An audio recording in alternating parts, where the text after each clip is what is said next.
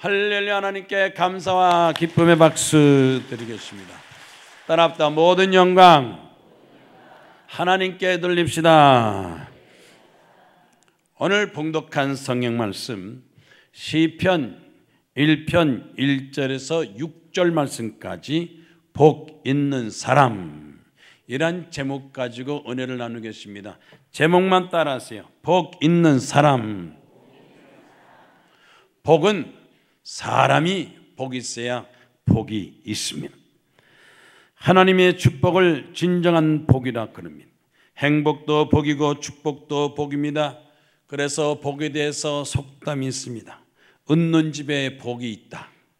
많이 웃으면 그 집에 행복하고 복이 있습니다. 참는 자에게 복이 있다. 어떤 있어도 꾹 참고 인내해야 축복을 받게 되는 것입니다. 특히 우리나라 사람들 복 받기를 좋아합니다. 복에 대해서 생각을 많이 합니다. 그래서 오복이라고 해서 첫째는 수, 장수하는 거, 둘째는 부유하고 풍족하게 사는 거, 셋째는 강령, 건강하게 사는 거, 넷째는 유호덕, 남을 도우면서 덕스럽게 사는 것, 다섯째는 고정명, 편안하고 일생을 마치는 것, 이것을 오복이라고 그럽니다. 그런데 실제로 살면서 이 복을 다 누리는 사람들이 얼마나 되겠습니까? 국민 행복시계라는 말을 들어본 적이 있습니까? 국민 행복시계, 국민이 얼만큼 행복하느냐, 그래서 시계로서 표시를 하는데, 시간이 가면 발전하는 거고 시간이 후퇴하면 퇴보하는 건데, 한 해 보내면서 국민들의 행복에 대한 행복감이 줄었다는 것입니다. 그래서 현대경제연구원에서 2008년도를 기해서 금융위기 이전과 비교할 때 국민 행복도가 행복해졌느냐? 그럴 때 변화 없다, 똑같아, 56%. 또 나빠졌다 하는 사람이 28%, 좋아졌다는 사람이 15%. 다시 말해서 국민 전체가 행복감이 떨어졌다는 것입니다. 그런데 실제로 어떻게 행복했으면 좋겠느냐 하고 조사했더니 국민 56%가 경제가 살아나면 행복해질 수 있다. 모든 관심이 어디 있느냐? 경제입니다. 경제가 좋아지면 축복받고 행복한 삶이 아니냐, 물가가 안정되고 일자리가 늘어나고 복지도 늘어나고 경제가 좋아져야 국민 행복이 점점 좋아진다는 것입니다. 그래서 국민이 행복도를 나타나기 위해서는 경제적으로 좋아졌으면 좋겠다, 사회적인 요인이 좋아지고 정치가 좀 잘 되고 개인적인 생활도 좀 잘 됐으면 좋겠다, 이렇게 희망을 한다는 것입니다. 그러나 실상 우리가 이와 같이 우리의 삶에 절대적인 영향을 미치는 것은 외적인 영향보다도 내적인 요소가 더 크다는 것입니다. 불란스의 유명 철학자 데카르트는 행복하길 원하면 행복의 그림을 그리고, 성공하기 원하면 성공의 그림을 그리고, 축복받기 원하면 축복의 그림을 그리고, 당신이 생각하고 그림 그린 대로 당신이 결정되고 운명되어진다, 그렇게 말하고 있습니다. 어떤 생각을 하느냐, 어떤 의도를 갖고 사느냐, 인생의 가치관이 무엇이냐에 따라서 달라지게 된다는 것입니다. 오늘 봉독한 시편 1편 말씀에 사람이 복이 있어야 그 사람이 복이 있다는 것입니다. 아무리 환경이 복이 있다 할지라도 개인 사람이 복이 없으면, 또 복에 대한 의지도, 또 복에 대한 어떤 믿음도 없으면 그 복이 자기하고는 아무 연관이 없습니다. 어떤 사람이 복 있는 사람이냐? 시편 1편 3절 말씀 보니까 시냇가에 심은 나무라, 이렇게 말해요. 나무는 나무인데 시냇가에 심은 나무입니다. 벌판에 서 있는 나무도 아니고 산꼭대기에 있는 나무도 아니고 시냇가에 있어서 항상 물이 철철 흘러서 시냇가에서 물을 많이 받아들인 나무가 복 있는 나무다.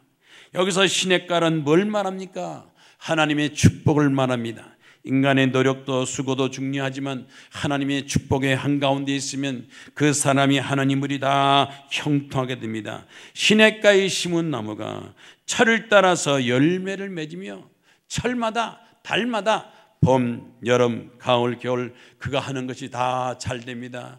봄에도 잘 되고 여름에도 더 잘 되고 가을도 잘 되고 겨울 잘 되고 매달마다 매철마다 그가 하는 일이 잘 되고 열매를 맺습니다. 성공합니다. 축복받습니다. 더 나가서 그 잎사귀가 마르지 않고, 잎사귀가 마르지 않은 것은 뭘 말합니까? 건강을 말합니다. 건강합니다. 우리가 정신적으로 건강하고 육체적으로 건강한 사람이 복 있는 사람입니다. 그리고 마지막 말씀 보니까 모든 일이 다 형통하리로다. 모든 일이 다 형통하리로다. 따라합다. 모든 일이 다 형통하리로다. 복 있는 사람은 모든 일이 다 형통합니다. 부모는 부모대로 일이 잘 되고 자녀들의 문제도 잘 되고 또 사업도 잘 되고 직장 잘 되고 모든 것이 다 잘 됐어요. 그것이 바로 복 있는 삶이 되는 것입니다. 오늘 참사한 여러분, 복 있는 사람이 되시기를 주의 이름으로 축원합니다. 그런데 어떻게 하면 복 있는 사람이 되느냐? 어떻게 하면? 첫째로 여기 성경 말씀 보니까 악인의 꾀를 따르지 아니하며, 악인의 꾀를 따르지 않는다. 악한 사람들, 악하게 사는 사람들과 같이 어울리지 말고 그 사람들의 방법을 따라가지 말라.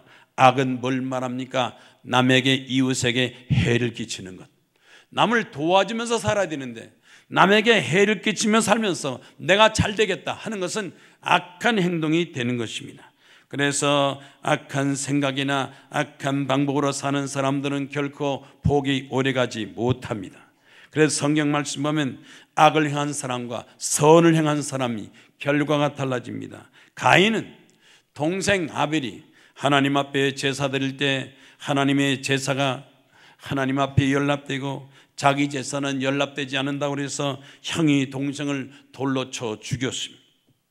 아간은 여리고성 전투에서 얻은 전리품을 하나님께 다 바쳐야 되는데 하나님께 바칠 것을 도둑질해서 아이성 전투에서 져서 이스라엘 사람들이 죽었습니다.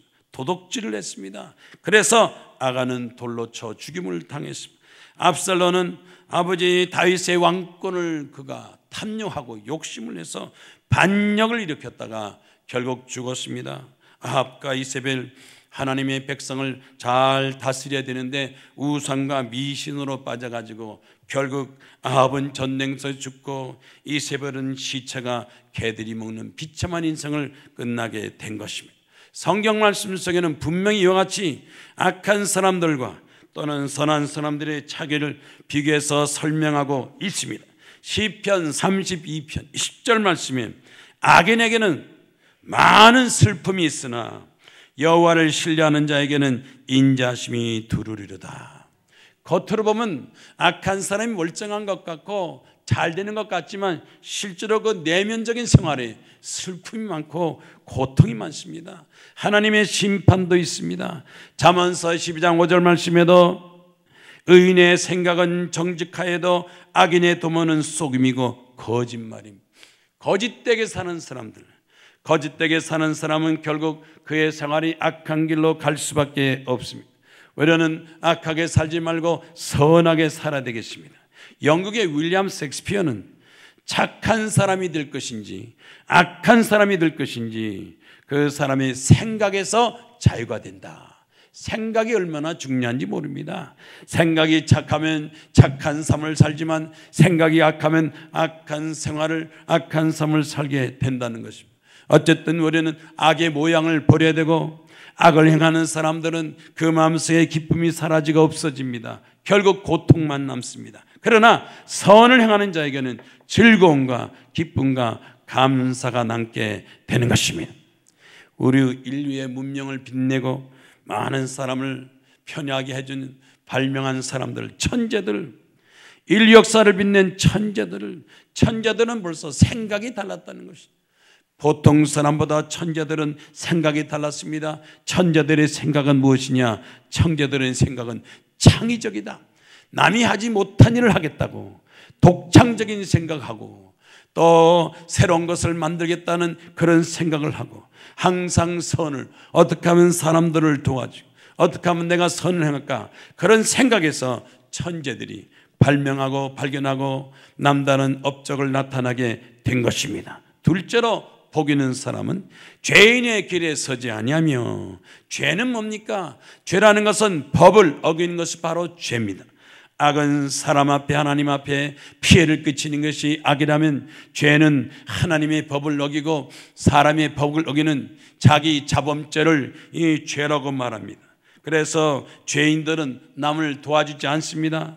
또 남과 관계를 제대로 맺지 않습니다. 잠언서 23장 17절 말씀 보니까 죄인의 형통을 불허하지 말고 여호와를 경외하라. 죄를 짓는 사람 죄인의 형통이 오래가지 못합니다. 불화할 필요도 없습니다. 우리는 의인으로서 착한 사람으로서 하나님과 나와 관계가 더 중요하다는 것을 알아야 되는 것입니다. 마가복음 2장 17절에 건강한 자에게는 의원이 쓸데없고 병든 자야 의원이 쓸데있느니라. 나는 의인을 부르러 온 것이 아니요 죄인을 부르러 왔다 그랬습니다. 예수께서 이 세상에 오셔서 죄를 짓고 또 죄 가운데 있다 할지라도 우리를 불러서 구원과 용서를 베풀어 주십니다. 교회 나오면서 나는 죄가 많습니다. 허물이 많습니다. 부족이 많습니다. 그렇다고 해서 여러분 도망가거나 또 주저주저할 필요 없습니다. 왜냐? 죄는 용서함 받으면 되고 예수께서 이 세상에 오신 것은 죄인을 용서하고 구원하게 오셨기 때문에 여러분이 어떤 죄를 졌다 할지라도 하나님 앞에 나오면 용서하시고 구원과 은총을 베풀어 주시는 것입니다. 용서받지 못할 죄는 하나도 없습니다.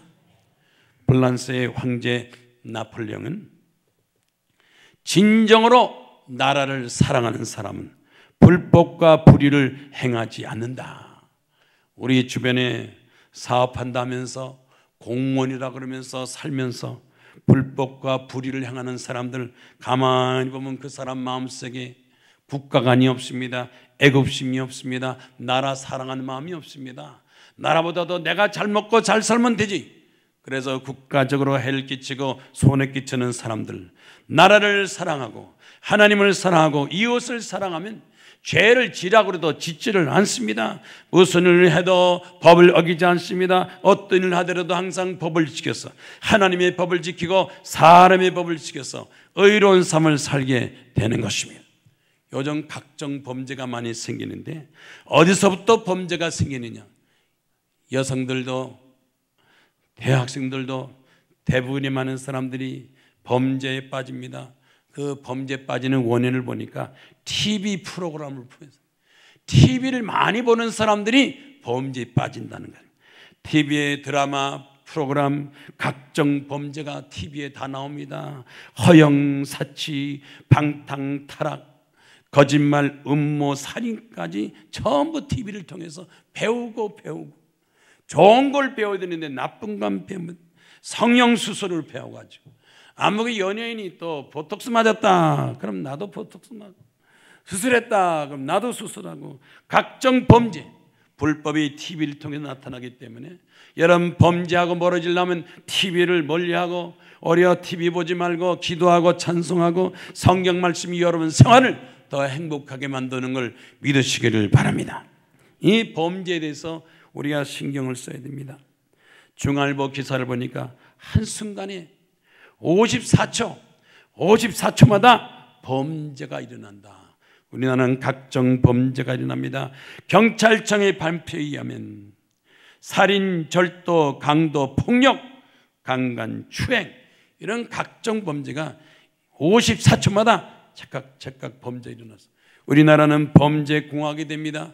범죄 때문에 국가에서 쓰는 비용이 100조가 됩니다. 복지도 100조고 범죄도 100조입니다. 복지 예산이 없다 할지라도 범죄만 줄이면 각종 범죄가 없어지면 복지 예산을 늘릴 수가 있습니다. 악한 사람은 악한 대로 남에게 해를 끼치지만 죄인은 죄인대로 법을 지키지 않아서 국가의 피해를 입히고 사회의 피해를 입히고 자기 자신도 불행에 빠진 사람들 많습니다. 요즘 죄 중에서도 가장 큰 죄는 무슨 죄입니까? 자살죄. 부모한테도 죄를 짓는 거고 국가적으로도 자기 주어진 일을 제대로 못하는데 왜 자살하느냐? 자살한 사람들. 그래서 한국형사정책연구원에서 1994년에서 2004년까지 10년 동안에 자살한 사람을 연구를 했다고. 대개 자살하면서도 유서를 쓴 사람들, 자살한 사람들의 유서를 써서 이렇게 비교했더니 자살한 사람들은 삶의 의미를 느끼지 못한다, 살아야 할 이유가 없다. 그래서 자살을 했다는 것입니다. 삶의 목표도 없고 방향 없는 사람이 인생을 포기합니다. 그래서 가정이나 연인에게 갈등을 느끼는 사람, 우울증에 빠진 사람, 경제도로 시달린 사람, 신체적으로 병이 있는 사람, 사회적으로 고립당한 사람이 쉽게 자살에 빠지게 된다는 것입니다. 그러나 우리가 자살을 막기 위해서는 개인적인 삶에 분명한 목표를 가져야 됩니다. 내 나라 내 민족을 위해서 내가 무엇을 할 것인가, 또 사회에 어떤 공헌을 할 것인가, 나를 지금까지 돌보진 가족, 내 가족을 어떻게 내가 가족을 돌볼 것인가, 또는 내 인생에 주어진 사명이 무엇인가 하고 삶의 가치관을 발견하면 죽으라고 해도 죽지 않지만 삶의 가치와 목적을 알지 못하는 사람은 스스로 인생을 포기한 사람 많습니다. 그런데 자살, 베르테르라고 해서 한 사람이 자살하면, 유명한 한 사람이 자살하면 덩달아 따라서 자살한 사람이 600명이 따라서 자살을 한다고. 자살도 전염이 되고 오염이 돼가지고 각기각층에서 점점 자살한 사람이 증가하게 된다는 것입니다. 이런 각종 범죄, 하나님 앞에 사람 앞에 국가적으로도 올바른 삶을 살아야 되는데 스스로 삶을 포기하는 사람, 이런 범죄도 줄여야 됩니다. 그래서 자살하겠다는 사람에게는 삶의 목표를 주고 인생의 방향을 주고 가치관을 주고 때로는 사랑을 줘서 자기의 삶을 올바로 정립하게 될 때 그 사람이 인생의 말로 아름답고 또 훌륭하고 멋있는 삶을 전개해 나갈 수가 있습니다. 부모는 자녀들에게 삶의 목표를 줘야 되고 국가도 국민들에게 삶의 목표와 의미를 전해줘야 되는 것입니다. 김정은 씨는 믿는 신앙의 가정, 모태신앙으로 자랐습니다. 대학교를 졸업하고 직장에 들어가서 남편을 만나서 가정을 꾸렸습니다. 그래도 불구하고 하나님 앞에 감사치 않고 하나님의 첫사랑과 축복을 망각하고 그런 교회도 나가지도 않고 하나님을 섬기지 않고 감사하지 않았습니다. 그런데 결혼했는데 결혼해도 3년이 지나도 아기가 생기지 않고 여기저기 조사해서 알아봤더니 임신이 되지 않는 그 이유가 배란이 되지 않고 난소 증후군으로 임신할 수 없습니다 하는 결과가 나왔습니다. 낙심하고 절망했습니다. 하나님, 왜 나는 임신하지 못합니까? 왜 나는 아기를 갖지 못합니까? 날 좀 도와주세요. 그래서 비로소 하나님께 눈물 흘려서 기도하고 마침 구역장이 나타나서 위로했습니다. 하나님 앞에는 불가능이 없습니다. 하나님은 어떤 기도도 다 들어주십니다. 그러므로 하나님 앞에 기도하세요.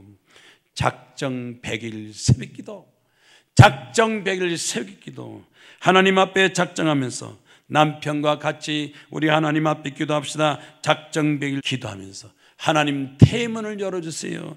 태문을 열어주세요. 아기를 주세요 하고 기도합니다.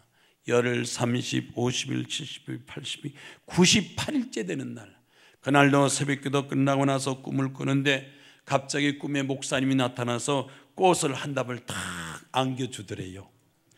꿈에 목사님이 나타나서 꽃을 한 답을 주면 좋은 꿈이요 나쁜 꿈이요? 그래서 너무 좋아서 아이고 감사합니다, 꽃다발을 줬구만요.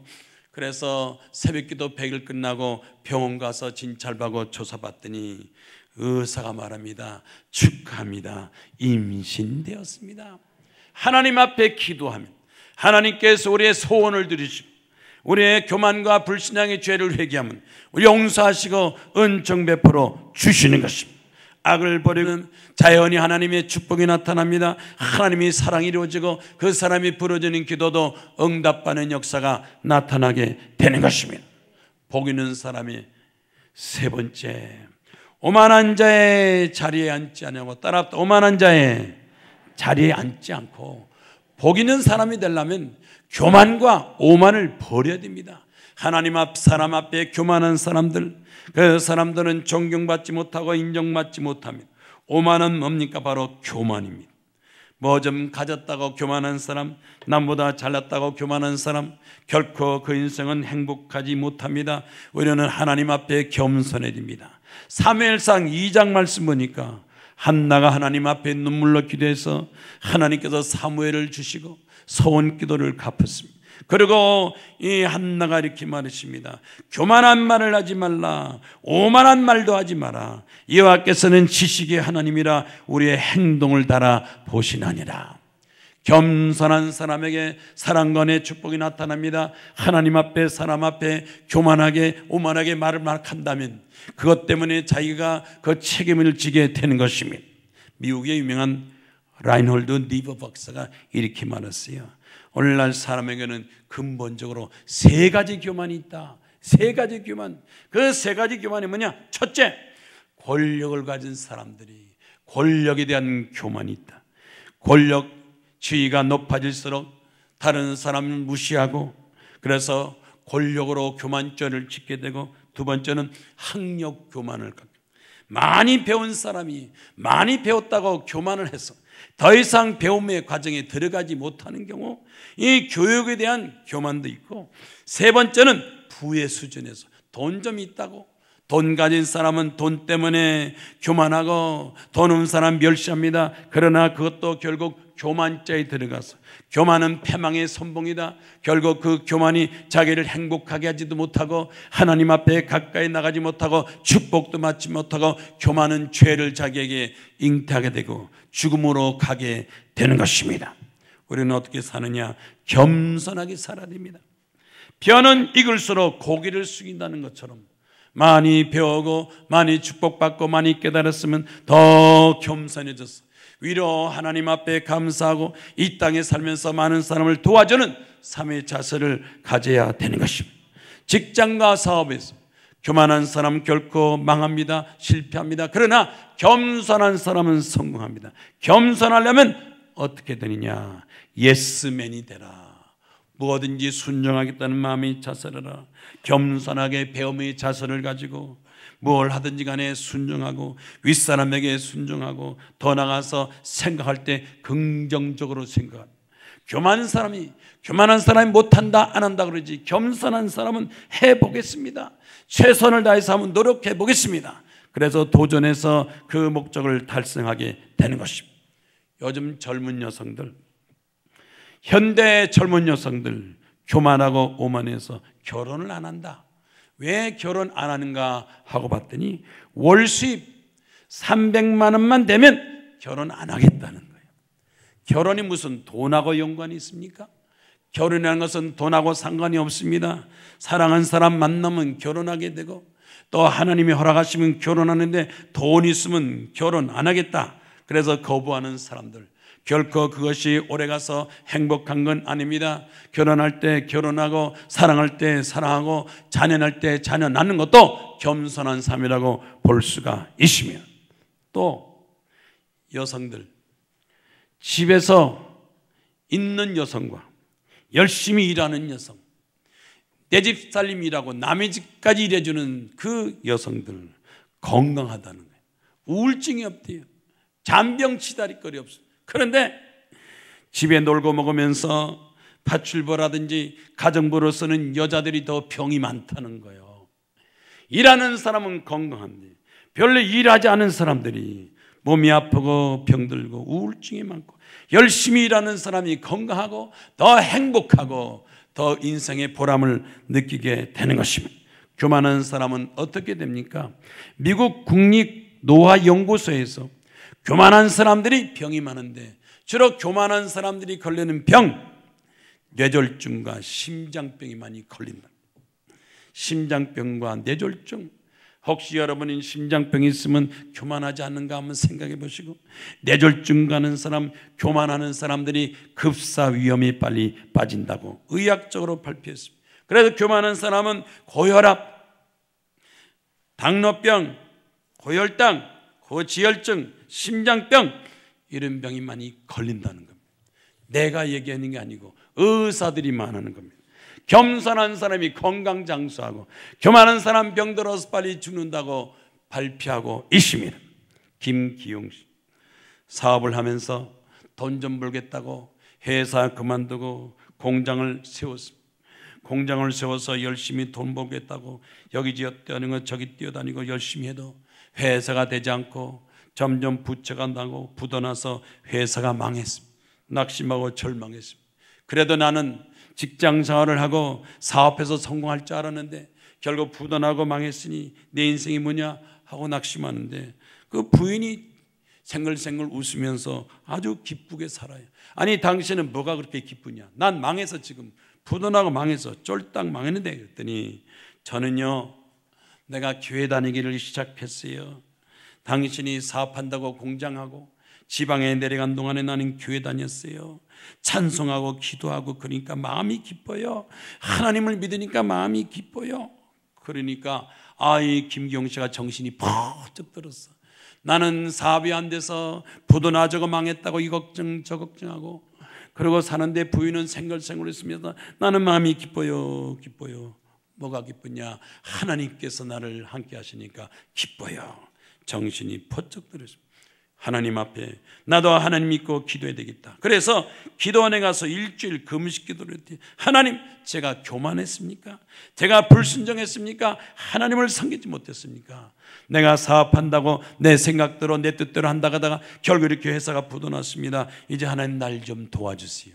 이제는 겸손하게 살겠습니다. 하나님 날 도와주셔서 나와 함께 하여 주시옵소서.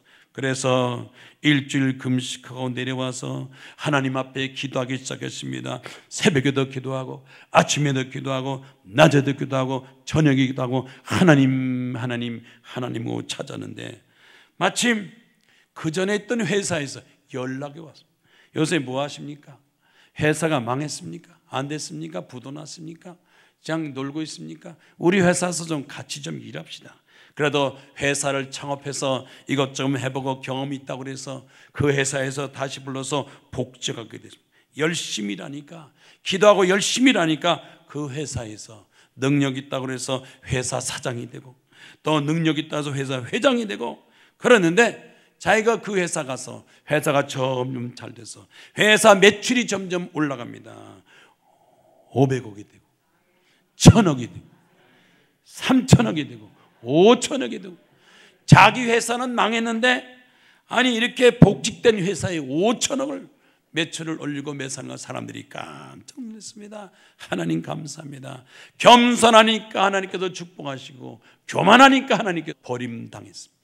이제는 하나님 앞에 매사 겸손함으로 하나님 함께 하기를 원합니다. 그래서 그는 감사하면서 회사에서 또 신회를 만들고 기도하고 말씀 공부하고 만나는 사람한테 전도하고 교회 충성하고 하나님은 겸손한 사람을 축복하시고 높이 들어쓰시지만 교만한 사람은 하나님께서 돌보지 않고 내버려 두시는 것입니다.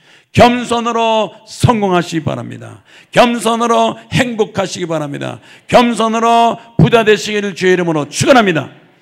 마지막 네 번째 복 있는 사람, 여호와의 율법을 즐거워하여 그 율법을 주하러 묵상하는 자로다. 따랍다. 율법을 즐거워하여. 무엇이 가장 즐거우니냐? 하나님 말씀이 내 인생에 가장 즐겁습니다. 하나님 말씀과 십계명이나 모세오경이나 성경에 기록된 그 말씀이 나에게 즐겁습니다. 깨닫고 배우니 즐겁습니다. 세상의 어떤 오락보다도 세상의 어떤 쾌락보다도 세상의 즐거움보다도 하나님 말씀이 나에게 더 즐거움과 기쁨을 줍니다.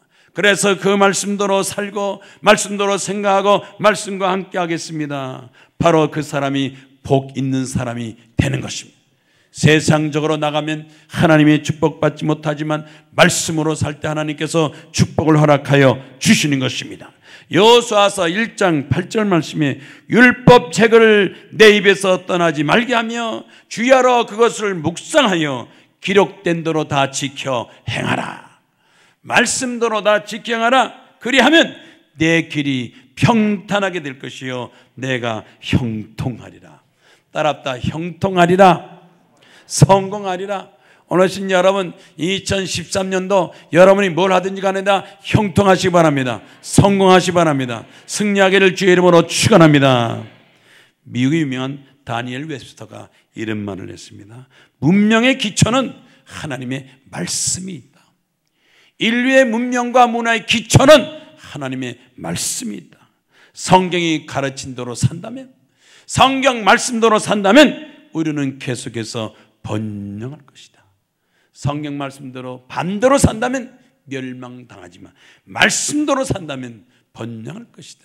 여러분, 우리는 말씀대로 살아서 계속해서 발전 성장하는 과정에서 하나님 앞에 감사 찬송을 돌려야 되는 것입니다. 하나님 말씀은 우리 속에 들어와서 악한 생각을 선한 생각으로 바꿔주시고, 하나님의 생각은 우리에게 들어와서 교만한 사람을 겸손하게 만들어주고, 하나님 말씀 우리에게 들어와서 죄악을 버리고 의로운 삶으로 만들어 주시는 것입니다. 세계적으로 존경받는 미국의 발명가 에디슨, 1000개 이상의 특허를 내고 그는 많은 사람에게 존경받고 칭찬받는 삶을 살았습니다. 학교에서 쫓겨나서 3개월밖에 교육받지 못한 그 에디슨, 어떻게 자랐습니까? 성경만 읽고 자랐어요. 성경 읽고 또 읽고 성경 읽고 나서 전화기를 만들고, 성경 읽고 인쇄기를 만들고, 성경 읽고 추궁기를 만들고, 성경 읽고 영사기 전구를 만들고, 모든 아이디어가, 창조의 아이디어, 특허의 아이디어가 다 성경을 통해서 배웠습니다. 성경을 통해서 배웠습니다. 성경 말씀 속에 하나님의 능력이 있습니다. 새로운 창조가 있습니다. 새로운 아이디어가 있습니다.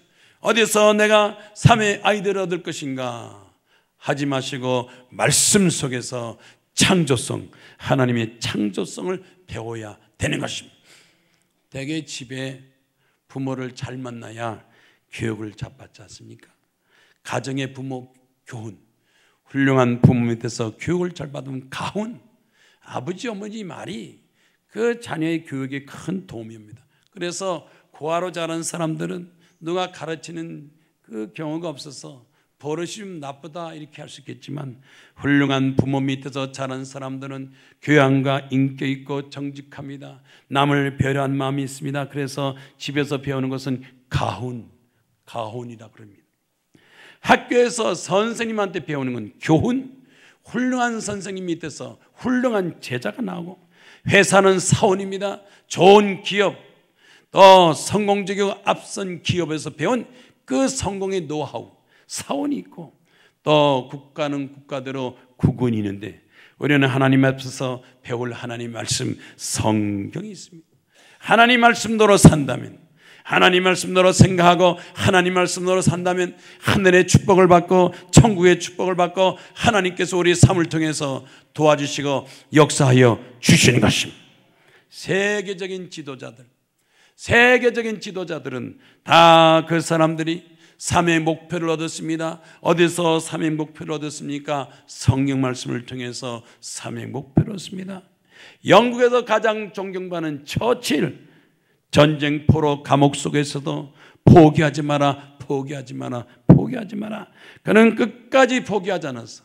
제2차 세계대전이 불리하게 됐음에도 불구하고 끝까지 포기하지 않아서 전쟁을 승리하게 됐습니다. 독일의 대통령, 가쿠란 대통령, 9살 때 수용소 가서 가진 것을 다 했지만 하나님 앞에 기도하고 소명을 가지고 공산당을 때려부시고 나라 민족을 세우겠다고 그 마음속에 투철한 각오를 가졌던 가우크, 지금 현재 독일의 대통령이 됐습니다. 독일 대통령이 목사고 메르켈 총리가 목사 딸입니다. 그래서 유럽의 가장 부강한 나라를 이끌고 나가고 있습니다.